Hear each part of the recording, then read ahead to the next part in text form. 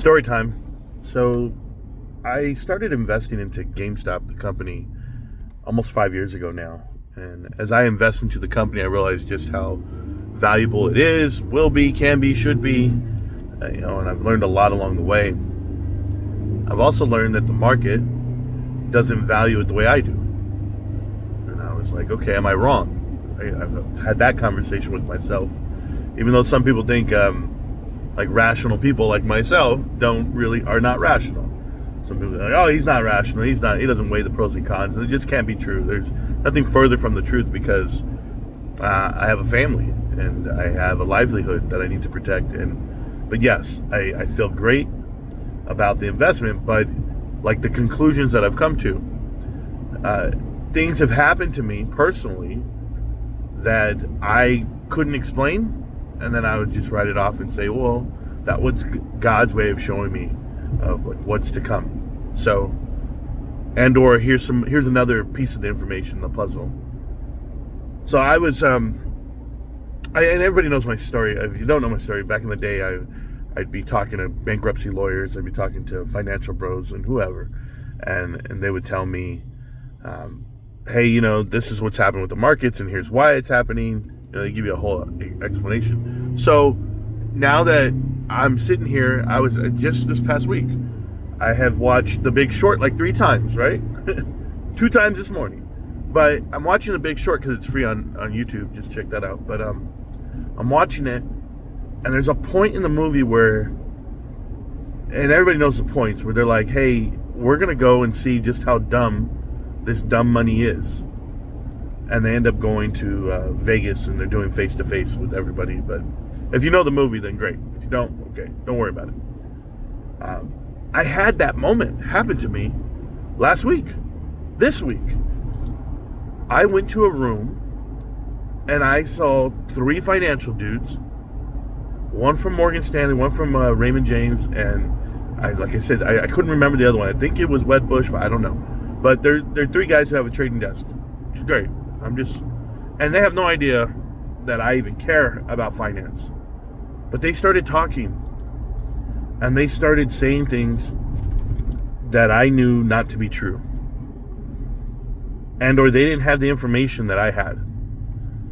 So then I felt like I was like this Jedi in the corner where I was like, oh, well, you do know. And they were talking about NVIDIA, by the way, and AI stocks in general. Like, how could you bet against AI stocks? Or how could you be bearish against AI stocks? That's how they said it to me. They go, are you bullish or bearish? And I was like, I'm pretty bearish on it.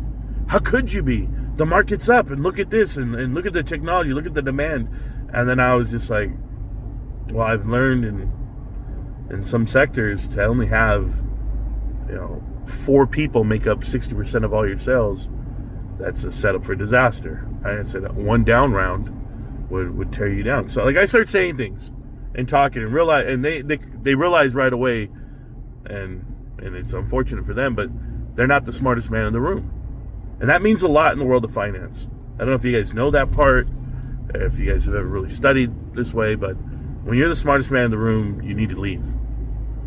So I'm sitting in there, and they're oblivious to a lot of the small print from the 10Q of NVIDIA, which I happen to read on my channel. I read it here on the channel to you guys verbatim, like word for word, message for message, like, hey, they haven't received the funds, the commitments, the percentage of accounts receivable is increasing versus their actual revenue, so they're claiming receivables up front, like it's mark-to-market accounting. Like I explain all this stuff, and it's baffling because they're saying it while still defending it.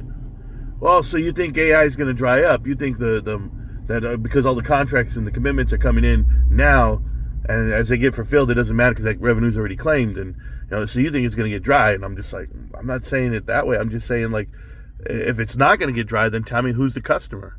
Who's the customer that's going to spend the billions and billions and billions? Because the guys at the top are the ones spending the top 4, top 5 companies, but I mean, sooner or later they're not going to spend, right? I mean, like, their cap expenditure is going to dry up, and or because they don't get profits for those, there's no return on your investment for all of that capex.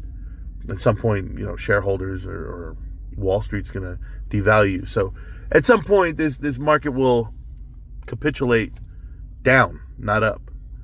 And that's the conclusion I came to, is that I had my moment. I was sitting in front of finance bros who were bragging about what they invest in and why their margins are so high and why their returns are so great.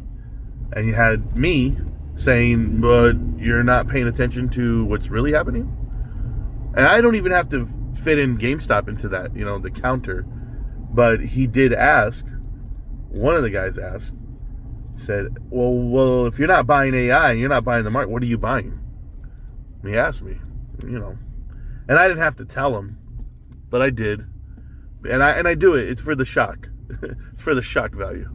I did it because I knew, because they're financial guys, they're not going to know any better. And the minute I said, well, I buy GameStop, all three of them got quiet. They just stopped talking. It was as if I said, Kaiser Soze.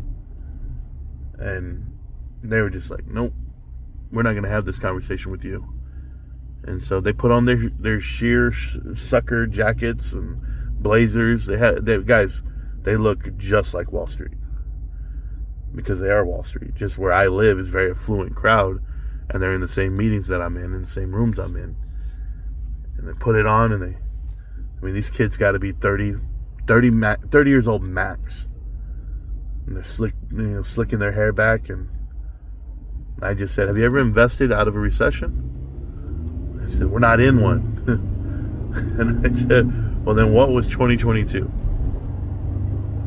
Because if 2022 wasn't a recession, then I guess they're going to call it value investing. That's the oblivious part of it all. So I stay on it. I laugh about it. I'm delirious about it. There's delirium setting in, because when you have a company like GameStop that's listed out as more cash than, or more cash than market cap, it's an epiphany, or that's your moment. So earnings are coming. I know today's the 5th, and earnings are in 4 days. Today's Friday. Remember, if the market goes up, if GameStop were to go to 25, it would crush the whole world, because that would put an additional 80,000 contracts in the money. But it doesn't matter. The gamma ramps don't matter. The price discovery doesn't matter.